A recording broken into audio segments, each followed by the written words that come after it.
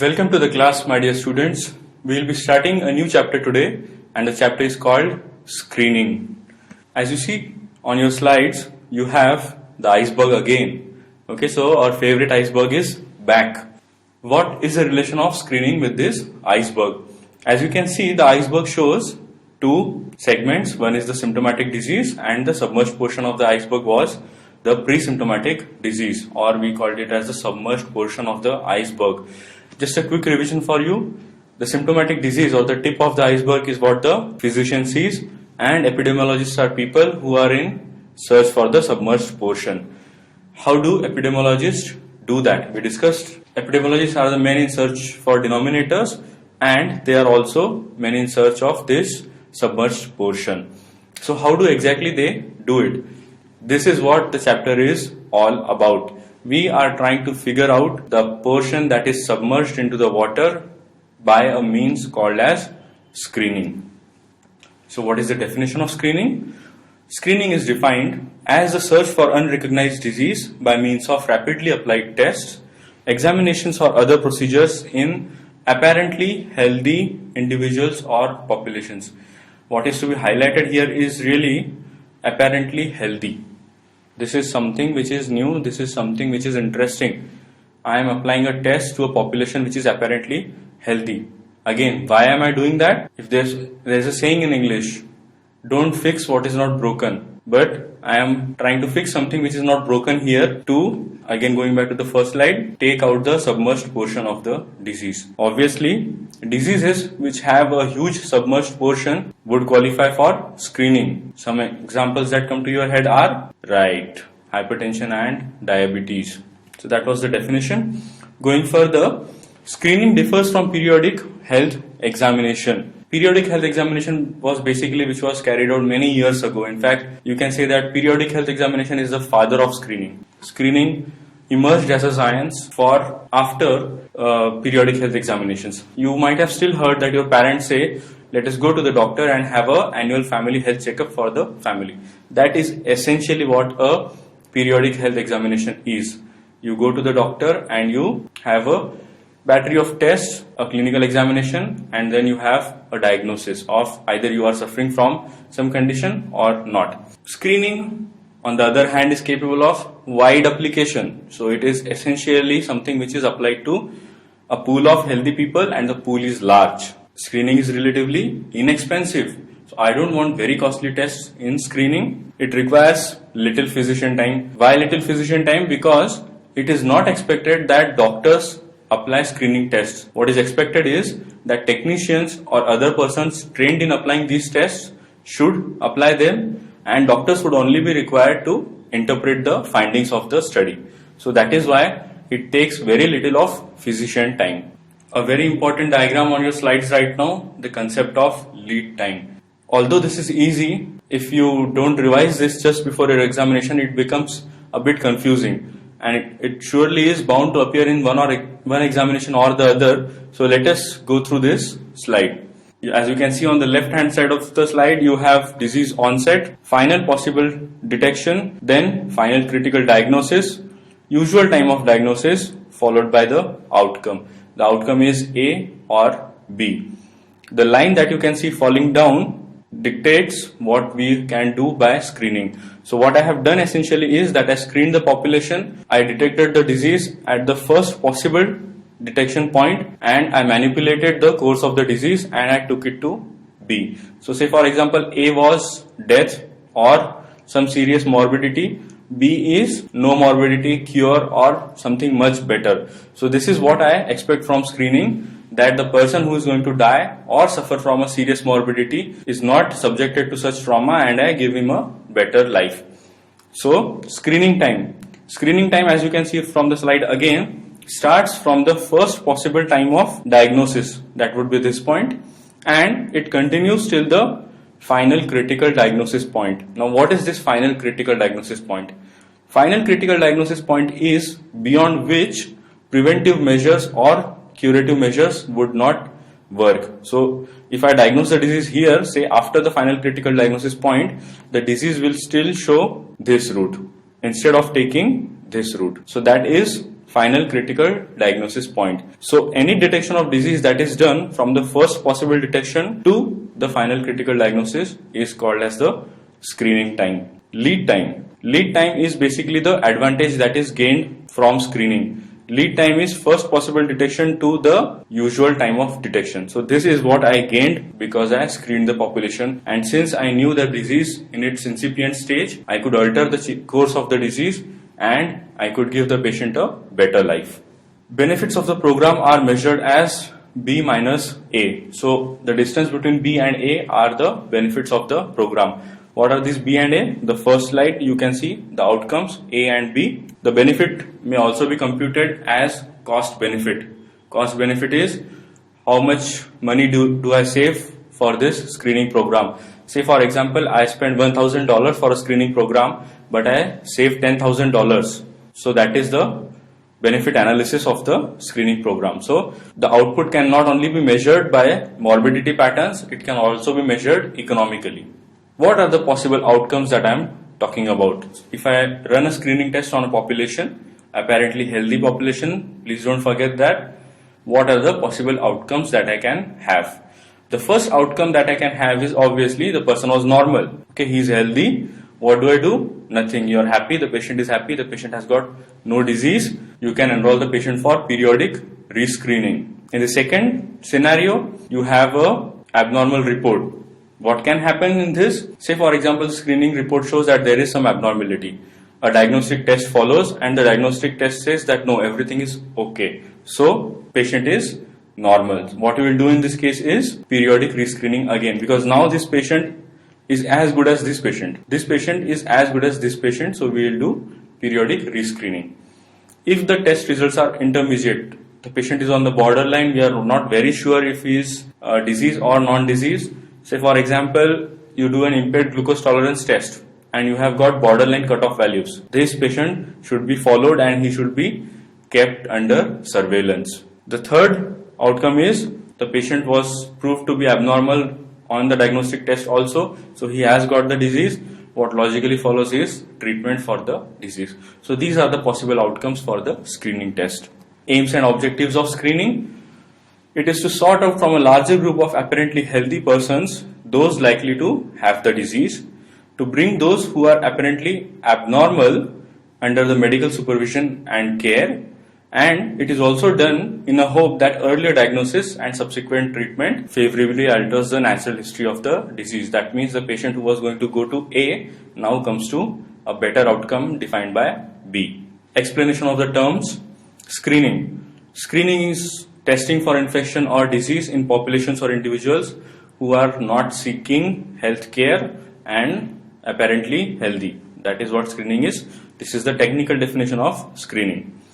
Examples of screening are testing for AIDS in blood donors. Remember, the blood donor did not ask you to tell him if he is HIV positive or not.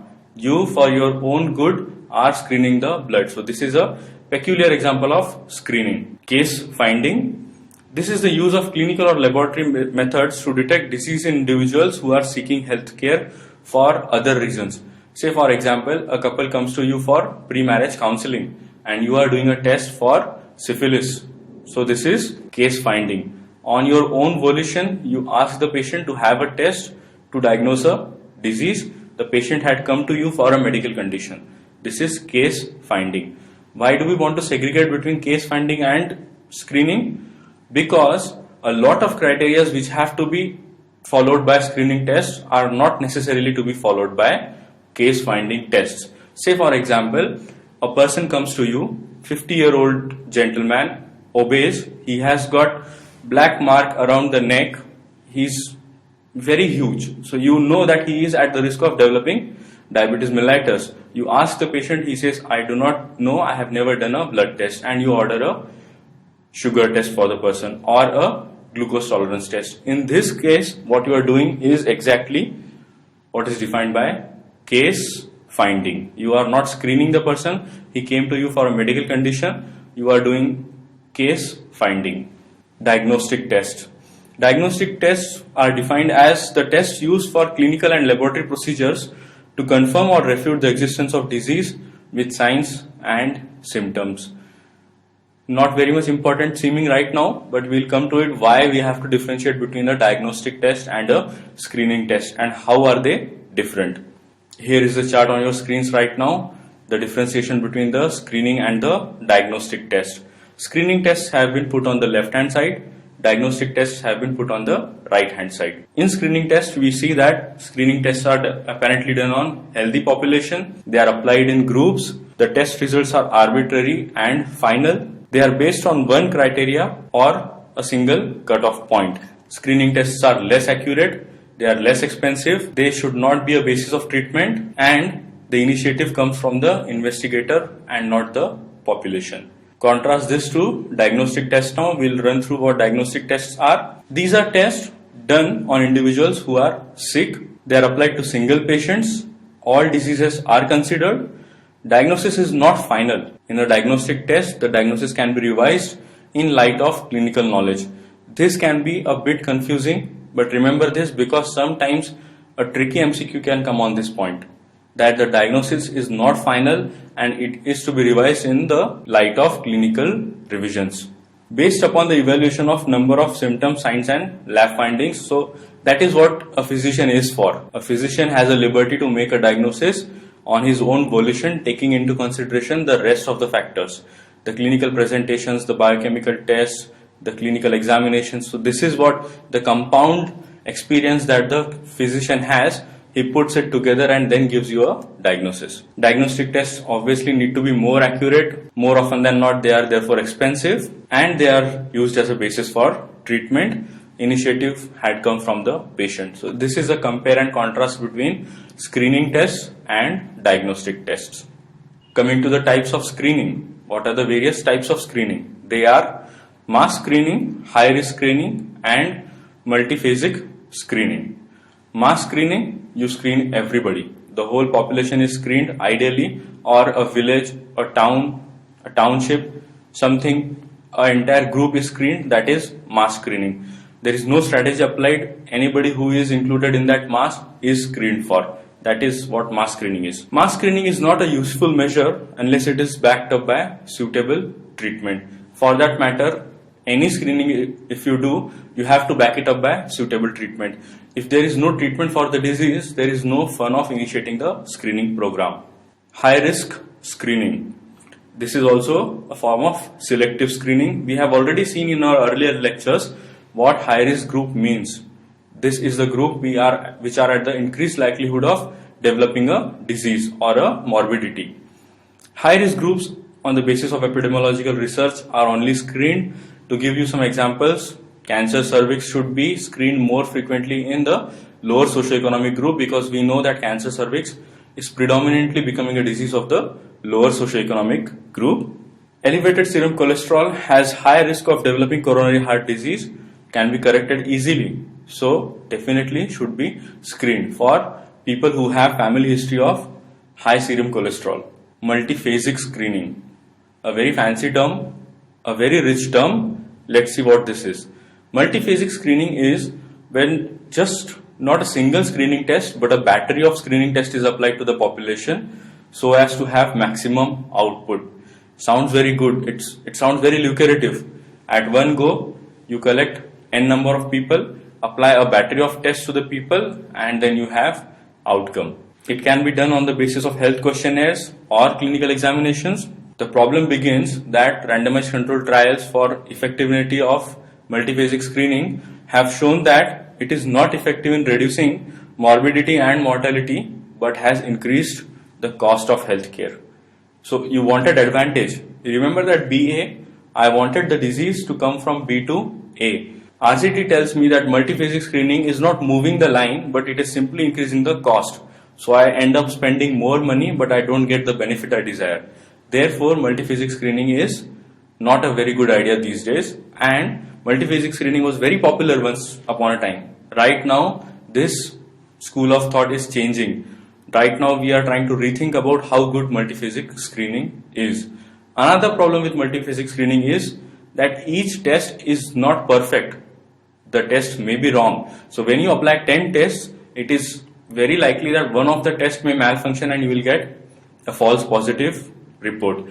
In case you get a false positive report, these screening tests have to be followed up by diagnostic tests. We already discussed that they are costly, so the cost goes on increasing further. So multiphasic screening was thought to be a brilliant idea. Later we found out that it is not so good. What are the uses of screening? First and foremost, case detection. That is why we started the whole thing for screening was started for case detection. People are screened for their own benefit.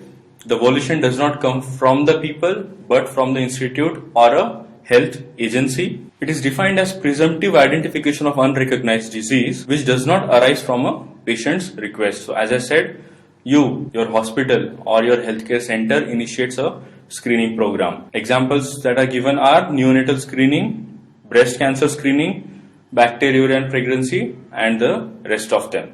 Control of disease. This is also known as prospective screening. Second objective. People are examined for the benefit of others. Screening for streptococcal sore throat in case of rheumatic fever.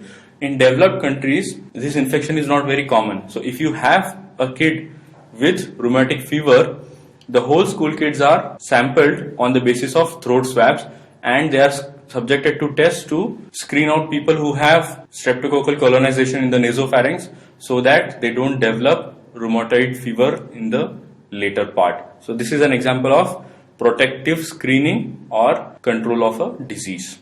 Obviously research is done in this instance. The data that is generated is useful for research and it also contributes to natural history of the disease. So these gaps in the natural history of the disease can be filled by screening programs. Educational opportunities. I personally feel that screening programs are a very good measure to educate people. If somebody has got cough, he comes to you and you remind him of his smoking habit, he is more likely to listen to you at this point of time. These are called as teachable moments. A person who has high fat diet, does not exercise, smokes, has family history of hypertriglyceridemia, comes to you with a complaint of angina. You stabilize the patient is okay. Before the discharge, you have a word with the patient and you advise him on good health habits. This is what is teachable moments. Because the patient is most receptive right now. Once the patient goes off, he is back into merrymaking, the teachable moment is lost. Similarly, for screening, when a person is available for screening, it is a very good opportunity to educate the patient. Coming to the criteria for screening. Criteria for screening are specified for the disease. Let's see what the criteria for disease are.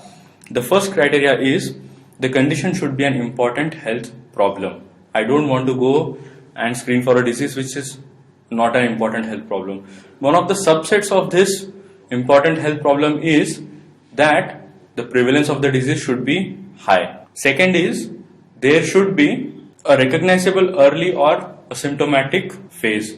I told you, if I cannot do anything about the disease, then there is no fun in detecting the disease. The natural history of the condition, including development from latent to developed disease, should be adequately known. So if I don't know the natural history of the disease, there are too many gaps, there is no fun in screening the disease because I won't be able to intervene. I don't know at what point is the critical point. As we discussed, critical point is the last point where we can intervene and we can change the course of the disease. So unless and until I don't know the last critical point, even if I screen, the benefits of the screening would be very doubtful. There should be a test that can detect the disease prior to the onset of signs and symptoms. Classical example is measles again. Rash comes early. It is very difficult to diagnose the disease prior to the rash. So there is no fun in initiating a screening program for measles. Facilities should be available for confirmation of the diagnosis. We saw screening test can be positive. I need a test to tell me that the diagnosis is right or wrong. That was the diagnostic test.